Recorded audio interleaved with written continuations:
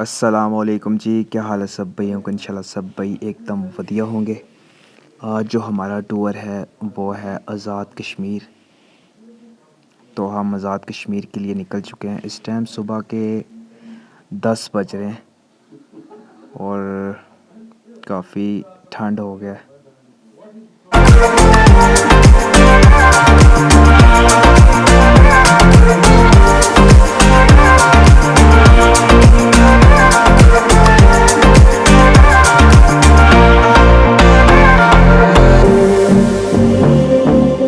लो जी, हम मरी पहुंचे हैं और मरी में काफ़ी ठंड है इस टाइम, क्योंकि यहाँ पे दरख्त वगैरह बहुत ज़्यादा है, जिसकी वजह से काफ़ी सर्दी है यहाँ पे।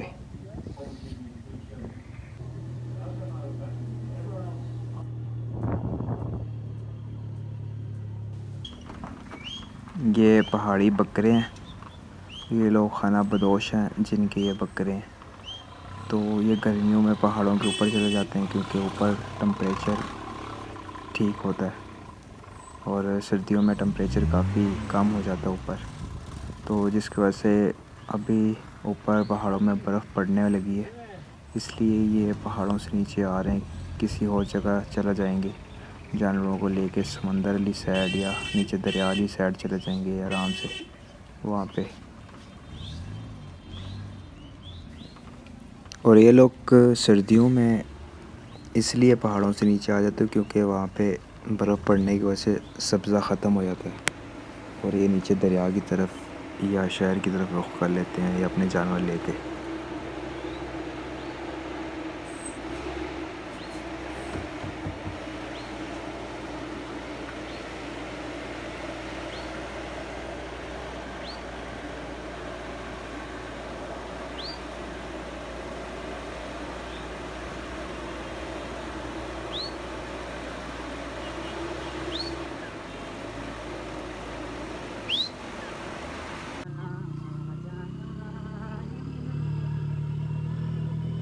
मैं जब से याद करने को लगा,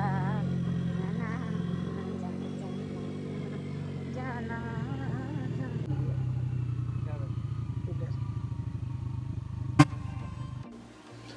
तो फाइनली मैं पहुंचा हूँ कश्मीर। तो काफ़ी थक चुका हूँ अभी। हमारा प्लान ये है कि सबसे पहले जाना है क्रिकेट खेलने, थोड़ा सा क्रिकेट खेलना है, उसके बाद फिर कश्मीर घूमते हैं।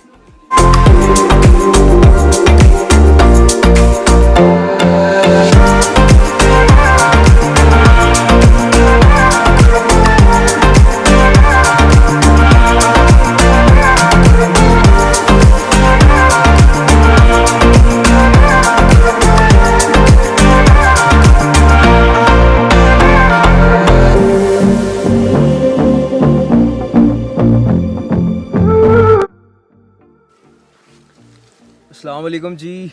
मैच तो हम खेल आए हैं। तो खेलने के बाद हमें थोड़ी सी मालूमात चाहिए थी कश्मीर के बारे में, सोचा आपके साथ भी शेयर कर लें। तो हमारे साथ मौजूद है तारिक भाई और ये यहाँ पे टीचर है आज़ाद कश्मीर में। तो ये आपको थोड़ी सी डिटेल बताएंगे आज़ाद कश्मीर के बारे में। जी भाई। बहुत शुक्रिया सिमा भाई, थैंक यू। पहले तो आपको खुश आमदीद कहता हूँ। तो यहाँ पे सिर्फ मैं इतना बताता चलूँ कि इस वादी में आपने जहाँ तक विज़िट किया होगा तो यकीनन आपका दिल लग गया होगा कि ये किस तरह की वादी है। इस वक्त यहाँ पे आज़ाद कश्मीर में मौसम ख़ज़ां उरूज पे आ रहा है और दिसंबर करीब है। दिसंबर से यहाँ पे सर्दी आना शुरू हो जाती है, बर्फ़बारी शुरू हो जाती है। तो आज़ाद कश्मीर 24 अक्टूबर 1947 को आज़ाद हुआ और इसके अब 10 अज़ला हैं, 3 डिवीज़न हैं और इन 3 डिवीज़न में मुख्तलिफ़ मौसम हैं। तो यहाँ पे जो सीज़न हैं उनमें मौसम ख़ज़ां ज़्यादा अरसा नहीं रहता, अलबत्ता सर्दियों का अरसा जो है वो थोड़ा लंबा है। और अगर मैं थोड़ा सा आपको डिटेल के साथ बताऊँ तो जो मैं बात कर रहा था कि यहाँ पे डिवीज़न 3 हैं, तो 3 डिवीज़न में मीरपुर डिवीज़न है, मुज़फ़्फ़राबाद डिवीज़न है और हमारा जो पुंछ डिवीज़न है। पुंछ डिवीज़न में 4 अज़ला आते हैं, पलंदरी है, यहाँ पे बाग है, रावलाकोट है और साथ में हवेली है। जबकि मीरपुर में बिम्बर है, मीरपुर है और कोटली है। ये 3 अज़ला के साथ एक डिवीज़न है। और साथ में अगर मैं बताता चलूँ मुज़फ़्फ़राबाद में तो हटियाँ बाला है, मुजफ्फराबाद ख़ुद है और यहाँ पे नीलम है, ये डिवीज़न यूँ आ जाता है। तो हमारे जो टॉप आप अगर देखें तो हमारे क्योंकि बहुत बड़े बड़े पहाड़ हैं, तो नांगा पर्वत यहाँ की बुलंद तरीन चोटी है और गंगा चोटी ज़िला बाग की बुलंद तरीन चोटी है।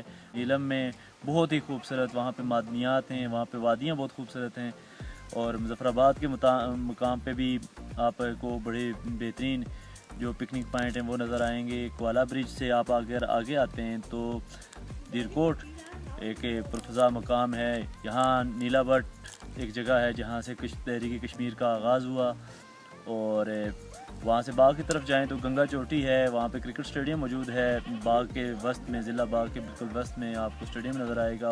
टॉप पे जाएंगे तो गंगा चोटी है। इस वक्त भी अगर आप गंगा चोटी में आना चाहते हैं तो वहाँ आपको नेचुरल स्नो नज़र आएगी और फसलें बेहतरीन यहाँ पे काश्त होती हैं। अलबत्ता मौसम ठंडा होता है जिसकी वजह से इश्यूज़ आते हैं। अगर मैं आपको बताऊँ कि तो कश्मीर के इस खिते में, जैसे हम आज़ाद जम्मू कश्मीर कहते हैं, यहाँ पे गाजी मिल्लत सरदार इब्राहिम खान, सरदार अब्दुल क़य्यूम खान और यहाँ पे और नामवर चौधरी गुलाम अब्बास साहब और बहुत से बड़ी शख्सियात का यहाँ पे जो है ना वो उन्होंने अपनी लाइफ गुजारी है।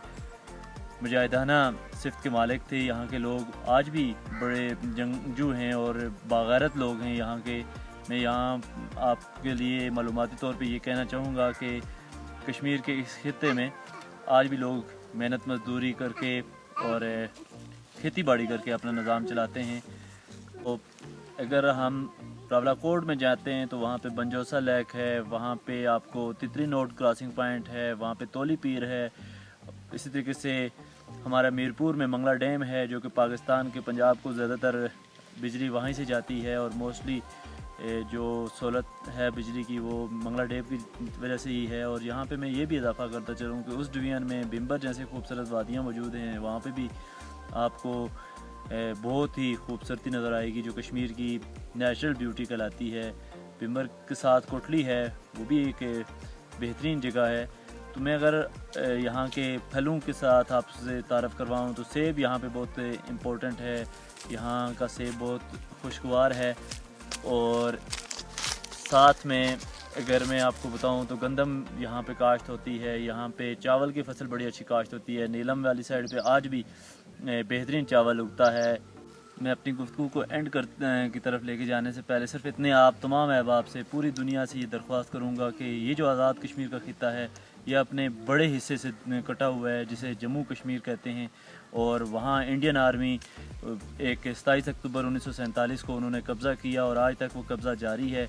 हमारा ये हिस्सा मकबूजा कश्मीर जुल्म सितम से बिल्कुल उसके इंतहा हो चुकी है। तो अक़वाम आलम से मेरी दरख्वास्त है कि अपनी करारदादों पे अमल दरामद करें और आप भाइयों से कहूँगा कि ज़्यादा से ज़्यादा आवाज़ उठाएं ताकि कश्मीर आज़ाद हो सके। मैं एंड पे सिर्फ इतना कहूँगा कि इस सरज़मीन की तरफ में बहुत से बड़े हीरे जन्म लिए हैं जिनमें रोहिल नज़ीर इस वक्त पाकिस्तान के अंदर वो खेल रहे हैं और बहुत से लोग जिन्होंने अपनी खिदमत पाकिस्तान के लिए सर अंजाम दी हैं। मैं आप दोस्तों का शुक्रिया अदा करते हुए सीमा भाई आपका शुक्रिया अदा करता हूँ। बहुत शुक्रिया। थैंक यू सो मच यार भाई, आपका ज़्यादा थैंक्स है क्योंकि आपने एक कीमती वक्त हमें दिया। और दूसरा ये कि मेरे जहन में बहुत से ज़्यादा सवालात थे लेकिन वो सवालात मेरे जहन में ही रहे लेकिन आपने उनका सबका जवाब दे दिया। थैंक यू सो मच यार भाई, आप बहुत शुक्रिया।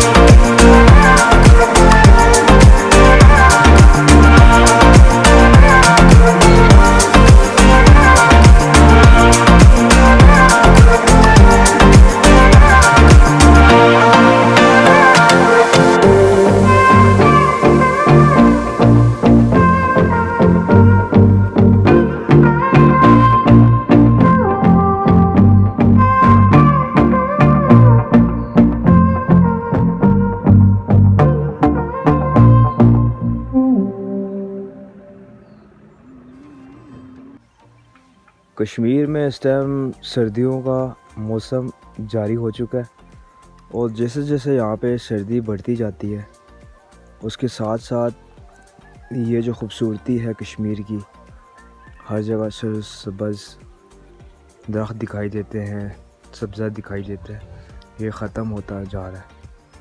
और आप देख सकते हैं ये पहले जो थे ग्रीन थे, अभी ऐसा सब ब्राउन हो रहे हैं, और ब्राउन होते के साथ साथ जैसे ही सर्दी थोड़ी ज़्यादा बढ़ेगी तो उसी के साथ साथ ये सब्ज़ा ग्रीन के ब्राउन हो जाएगा, और ब्राउन होते होते ये ख़त्म हो जाएगा, मतलब सूख जाएगा।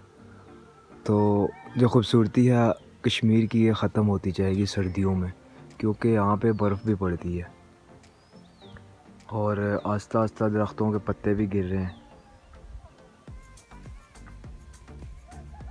पहाड़ों में जो दरख्त ज़्यादा होते हैं वो यहाँ पे सर्दी ज़्यादा पड़ती है, इसलिए यहाँ पे दरख्त और जो जड़ी बूटियाँ होती हैं वो नुकीली होती हैं, मतलब कांटेदार होती हैं। और पहाड़ की खूबसूरती है कि यहाँ पे पत्थर बहुत ज़्यादा हैं, और पहाड़ों में होते ही पत्थर हैं ज़्यादा वैसे। और इस तरह के रास्ते बनाए गए हैं जो, मतलब यहाँ पे गलियाँ तो हैं नहीं, यहाँ पे इस तरह के रास्ते बनाए जाते हैं। ये रास्ते ख़ुद ही बन जाते हैं, यहाँ से जाते हुए पाँव के निशान पड़ते हैं, तो यहाँ पे जो घास है वो बैठता जाता है, तो ये रास्ते की शक्ल इख्तियार कर लेता है।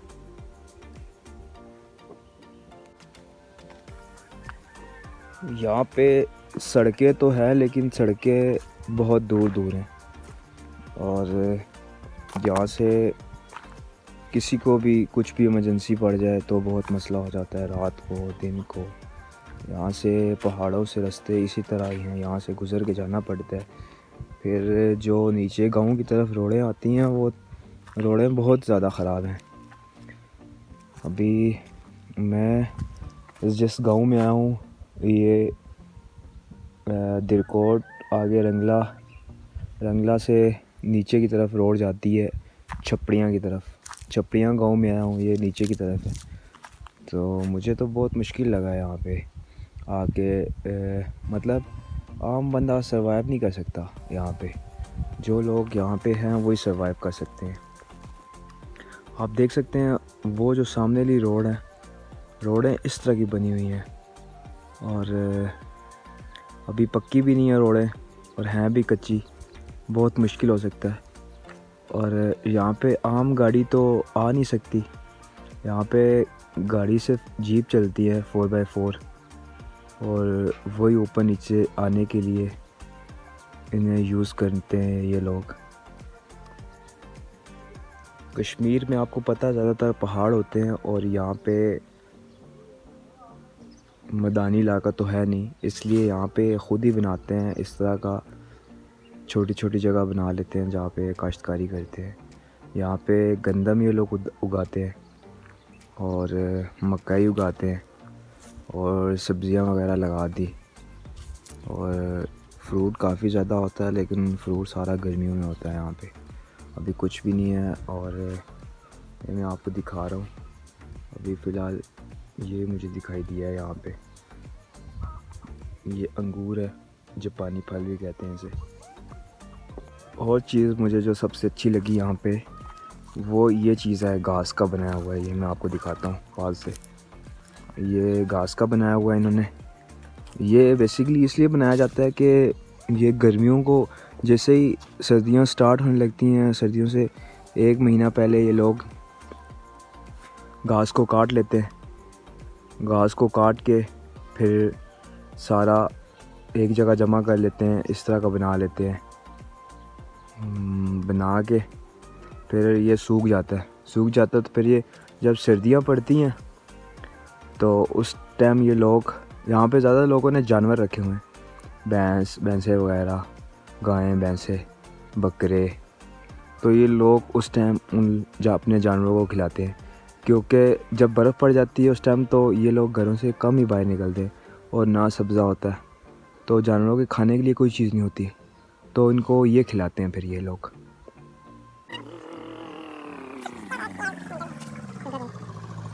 ये इसके ऊपर से नहीं ले जाएगा।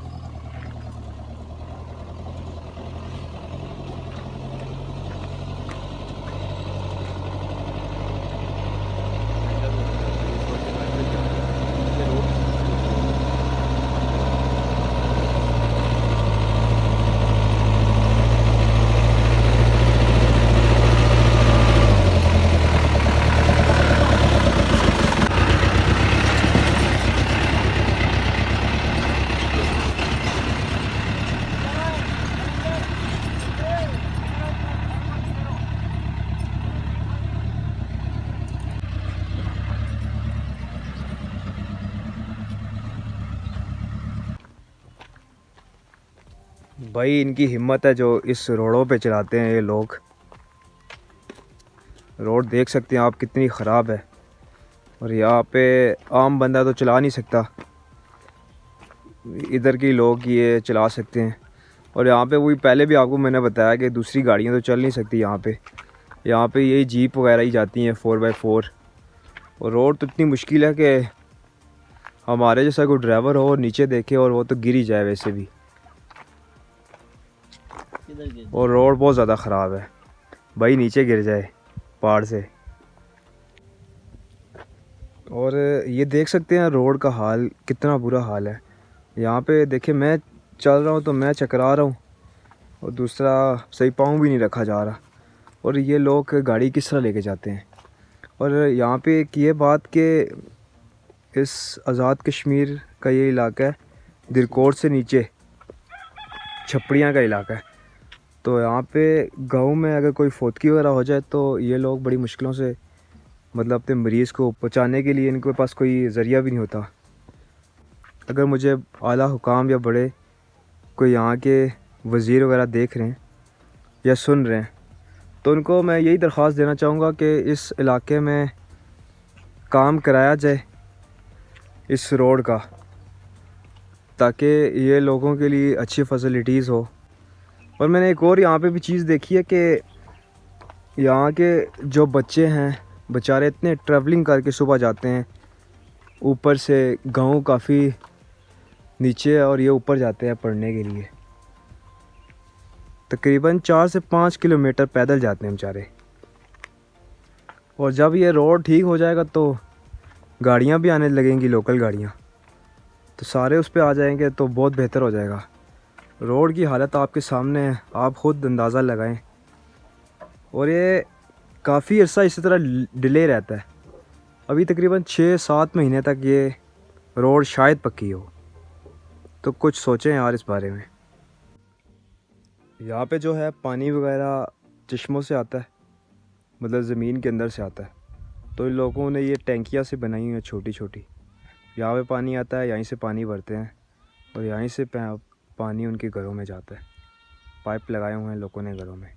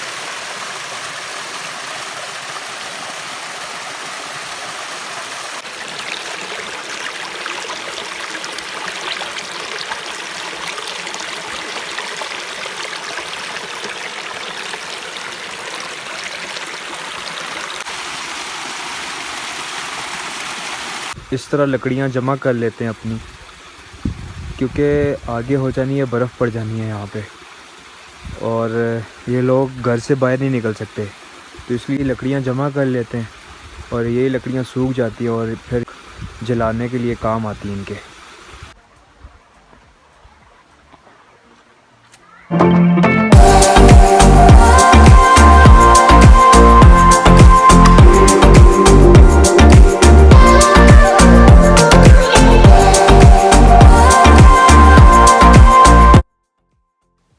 भाई लोग यहाँ पे सर्दी बहुत ज़्यादा है और फाइनली एंड में आप भाइयों से यही कहना चाहूँगा, अगर मेरी वीडियो अच्छी लगी है तो एक लाइक ठोकने का, और जिन भाइयों ने सब्सक्राइब नहीं किया वो सब्सक्राइब कर दें, और जिन्होंने सब काम कर लिए हैं वो साथ शेयर भी कर लें। इंशाल्लाह मिलते हैं नेक्स्ट वीडियो में, तब तक अपना बहुत सारा ख्याल रखिएगा। अल्लाह हाफ़िज़।